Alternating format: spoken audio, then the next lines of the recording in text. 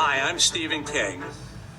Well, actually, I'm not Stephen King, but the purpose of my saying that is that's the first line in our story. And first lines are usually important. And what I do in those 4 words is I'm letting you know that this is going to be irreverent and fun, and it's going to be a little jokey at times. And I know who writers like Stephen King are. I hope that people who take this course or listen to me will pick up a lot of tricks of the trade. And I think it's a couple levels. I think one are people that want to write books or think they want to write books. And it can help them to make that decision about whether they're actually going to invest the time or not. And I'll give them a lot of tips in terms of how to invest that time well. I'm very, very efficient, and I'll take a lot of the time-wasting things out of the process if you'll listen. But also people who like to read books, like to read mysteries, suspense, even kids' books. I think they'll find it very, very interesting. Hey guys. Welcome back to another masterclass review. This time we are going to be talking about James Patterson. My first impressions of this class are what a nice man. So supportive of authors who haven't made it, who aren't famous, who don't have movies and a quadrillion books and aren't household names. I thought that was super cool how down to earth this guy was, and that was like the overall impression I had at the end of his class. I don't even know where to start with this. I've got to say, of all the authors I've watched so far, he and I have the most different process. This is not a surprise to me because we also have very different writing voices. He is you can tell he's a nice man by the stuff he writes. I mean, I just can't see him writing some of the type of things that I would write. So with that said, it didn't surprise me that his process is a little bit different, but there were a lot more things we had in common than I also would have expected. So I'm going to just jump into this. He starts the class with a lot of, I don't know, it kind of reminded me of therapy type talk. You know, he talks about believing in yourself and not giving up on the 35th rejection. Explains how he got rejected a million bazillion times and just didn't give up. And that every rejection you get doesn't mean that you suck. It means that you maybe weren't a good match, or that maybe you need to change something that you're doing, or that you just weren't right for that company or that agent or that publisher, or even if you self-publish, maybe just something about the book didn't sit well with readers. But that doesn't mean that you aren't talented or that you can't do this or that you're doomed. And I thought that was great. And the number one thing he talked about in the very beginning of this class was that you've got to believe in yourself. I mean, if you don't believe in yourself, then, you know, how far can you really expect to go? And while that's a really hard thing to do, it's important. And again, I preach that all the time on this channel. I talk to my authors about it all the time. You've got to believe in yourself and your own words if you're going to expect anyone else to. So basically, fake it till you make it. Tell yourself, get rid of that critic. I can do this. I got to just keep practicing. He opens up talking about passion and habit, and how if you are truly passionate about writing, you've got to treat it like a runner would running. He talks about his routine. He said 7 days a week. He literally writes every day, but he also plays golf every day. And there's his balance. He's found that balance. Now, obviously, this is not a man who needs to write, but it's a man who does write because he couldn't not write. He's passionate about it. And he said that it's easy for passion to become a habit when it's your passion. It's who you are anyway. So to him, he feels like he's never worked a day in his life, at least since, his novel career, because to him, anything to do with words, even if it's teaching a master class on writing, is what he's passionate about, and that's not work, that's play. So what a lucky guy, and he's living that dream, and I think that's fantastic. Very down to earth man. I mean, he talks about growing up as a kid with his grandfather, and his grandfather taking him to work with him. He was a delivery driver, and saying every time on the way to work, you gotta sing a song on the way over the mountain to work, and kind of like gear yourself up for the day. And he says he still sings on the way to his office when he goes to write, because part of this and sticking with it, even when it's rough, is having that positive attitude and knowing that every day is a new day, and every day means like endless possibilities, and just you can do it. Persistence. He talked about raw ideas, where he gets them, and he's a lot like me in this way. It's from random life moments, those things you see on the street, those conversations you overhear, the people that you know. That's where I get my ideas too. So we do have that in common as well. A big thing he talked about was not faking it when it comes to details. Do your research. You've got to know what your topic is and know it well. He specifically talked about male readers and how a male reader you will lose all trust and credibility if you get an information, a little tiny thing wrong when it comes to guns, say. A man is going to just shut down and say, no way, I don't trust this author anymore, and you're going to lose that reader. So he said research is so important as far as retaining readers. Now here's where we're different. He outlines in a way that makes me cry.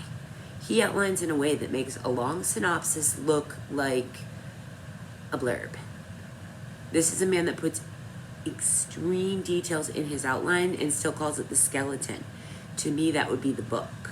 I can't function that way. I've tried it. I do and have books that I've written by long synopsis, and that works for me. But his outlines sound like they're so detailed that I would just be like, why are we doing this? Why don't we just actually get to the writing? And maybe it's because I have no patience. And you can tell just by the way he speaks that he's a more patient person than me. So it could be that, and kudos to him, but outlining does not work for me. So that whole section of the class was in one, out the other. I was like, no, not changing it. And that's what's cool about these classes is you can literally skip. And I think by the end of that outline section, I was like, skip, next lesson, please. No thank you on outlining. He didn't have any sort of ego. And I know a lot of writers who have made it. And I know less authors who have made it intact. They're either bitter, too good for you all of a sudden because, I'm big now, or they don't love writing anymore because they're under extreme pressure from big publishers and agents, and they're not happy, and they'll tell me this. God, I miss indie. I miss indie because it's not what it's cracked up to be on the other side, and that's sad to me. Now, this is a man who is obviously as high up as you can go, and he doesn't seem to be broken in any way by it, and that is really hopeful and reassuring to me. But at the same time, better than all that, because that you can get a therapist for. Better than that, he has no ego. And to me, ego is the number one thing that will kill a writer's career, at least in indie. Ego is a real big problem. And I see it all the time, and I just watch people and go, what are you doing? This guy, no ego to speak of. I'm sure he has an ego, like self-esteem, but none of that. I am better than thou. And I've seen clips of some master classes from other authors who aren't as big as him, who definitely seem a little bit more, kind of high on the throne than this man. He just the kind of guy everybody wants as a grandpa. And while I didn't get as much out of his course as I did out of the others, and for that reason and that reason alone, I would give it 4 stars instead of 5. The other classes I've taken, Dan Brown, Margaret Atwood, Joyce Carol Oates, all 5 stars. This one, 4, but not because of anything that was wrong with the course per se. Just because for me it wasn't as helpful, simply because our processes were like night and day. Totally different processes, totally different styles, totally different approaches. And where I could find that common ground, it was mostly in the love for words more than anything. I did like this piece of advice. You talked about with characters, write about the same people you find fascinating in real life. That is so true. I find my characters are more rich and thicker when I write about people that I'm interested in. I'm really lucky. I'm privy to a lot of people's personal stories. And because of that, I'm able to find some rich characters from maybe other walks of life or vocations or just upbringings. I mean, I had a client that was Muslim, and in the middle of therapy, she would just drop down in prayer. And at first it was startling, and I was like, what is she doing? Like, I don't know how to, what's the way to handle this? But, you know, the great thing about a therapeutic alliance when you have trust established is you can just ask that. Like, you know, I don't want to be disrespectful. I don't know how to do this. What do I do? And what are you doing? And how does this work? And why are you doing it? And what a great gift when I was able to learn from her about her customs and her culture and her all these things, and it actually turned into a book. It's called White Antelope. But regardless, the point is that someone like this client I had was totally fascinating to me. Wonderful, fabulous woman who was going through horrible things because people are jerks and discriminate and decide that, oh, she's Muslim, like we should all be scared or something. Yuck. But that's what it was. And in getting to know her and learn about her, I ended up making a character similar to her based off of her and dedicated that book to her.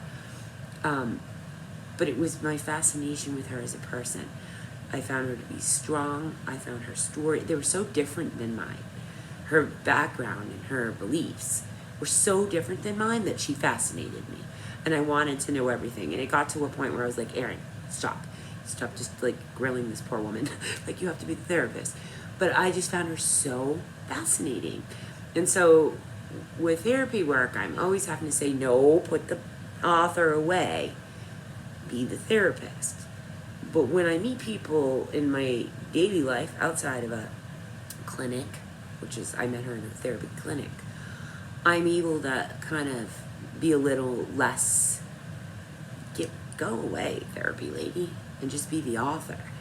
And that's kind of what he's talking about, being the author. When you don't have to put your author away when you meet someone. Ask questions. Get to know them. If they fascinate you in real life, they are a future character. You know, obviously we're changing names, we're changing circumstance, we're changing descriptions, all those things. But that is all fodder for your future work of art. And there's no shame in that. And he talked about that. So I did love that. You know, again, overall the class wasn't as, I didn't get as much out of it as I did some of the others. But I still highly, highly recommend it. And if you're an outliner, you're a planner, you know, if you have a lot of self-doubt and you're not sure you want to keep doing this, that class is for you. Take it, guys. You'll love it.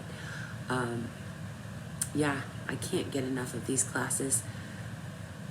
By the end of this, I'm going to learn like sumo wrestling or something. I just know it. I can't stop. Won't stop. Never gonna stop. All right, guys, until next time, peace, love, books, and crazy.